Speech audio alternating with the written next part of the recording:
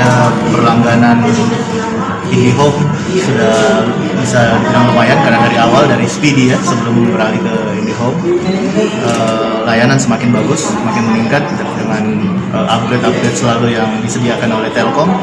Dan sampai saat ini yang awalnya kita hanya langganan Speedy dari 1 mega sekarang sudah bisa sampai 50 mega.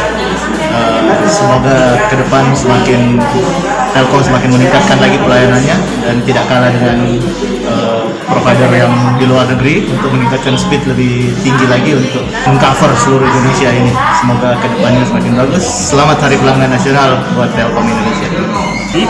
Cuma mungkin untuk sarannya mungkin bisa lebih ditingkatkan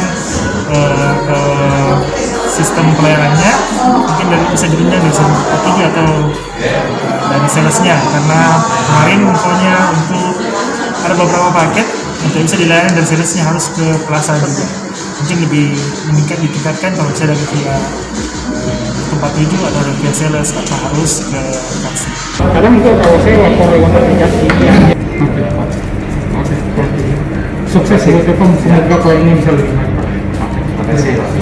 Selamat Hari Pelanggan Nasional. Sukses selalu.